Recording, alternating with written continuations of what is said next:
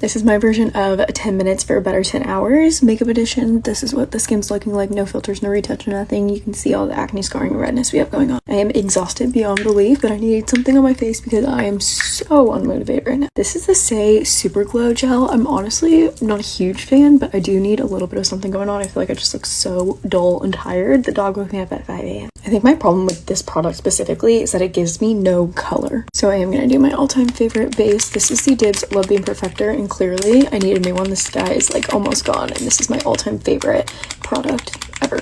It gives me the most amazing glow while also giving my skin some color. Like, it's everything that the Say Super Glow Gel is. Like, it's so perfect. Okay, I'm gonna do a little bit of foundation just because I actually need to feel so much better about my skin, and foundation is the one way to do it. I skip a skin tint most of the times, and I'll rather go in with a full coverage foundation even on days when I'm not wearing makeup, because then I don't have to put as much product on because it covers up all the scarring in one swipe. And we are blending this all in with a brush, just kind of stamping this into the skin. And then I go in with a sponge in between steps just to kind of make sure everything's melted into the face. Of course, we're doing a Dibs little duo stick. This one is actually the Glow Tour in Pink Cosmos. It's a little bit more of a cool tone contour. If I want glowy skin, but I also just want easy makeup that I know is going to be foolproof, Dibs is definitely the brand to do it. This is the blush I've been obsessed with, the Angel shade by Lawless. It's just like the perfect little baby pink, and these blend so easily into the skin. Like, look at that. Tell me that's not the most perfect little pink color.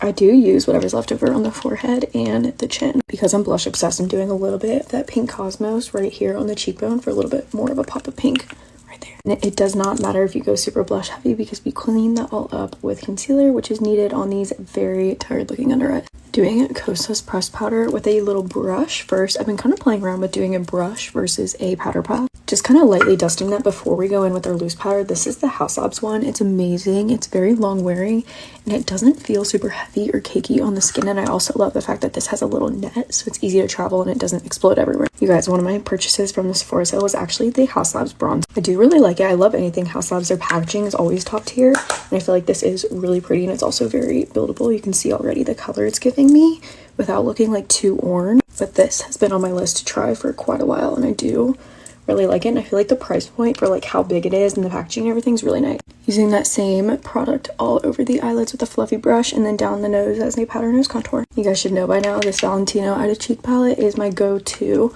little shade for my eyeshadow with my powder bronzer. It gives you the most gorgeous like pinky eye. Another one I grabbed from the Sephora sale is this House Labs little highlight stick. This is very much so like a wet highlight look, but it does look really nice. I like playing around with this, and I love the packaging. It's so perfect if you want like a compact, easy to use cream highlight stick, and I got this in the shade Glassy Opal. Like, this in the inner corner is very, very pretty, and I like how you can use this on top of powder and it doesn't make everything separate. I am going to use the Tower 28 Culver Crush as my blush today, just kind of building that up. This one is a little bit more like peachy than what I would typically do, but she is stunning, and these Tower 28 blushes don't play when it comes to color. Like, these are so buildable and very, very highly pigmented. Same brows for usual. This is the Brow Setter from Benefit. Shiseido Eyelash Curler. Using my Dibs Beauty Setting Spray. This one is very, very gentle and nice on the skin. I'm gonna use this L'Oreal Paradise Big Deal Mascara. I do love this, but I wish I had the brown shade. You can see with literally just 2 swipes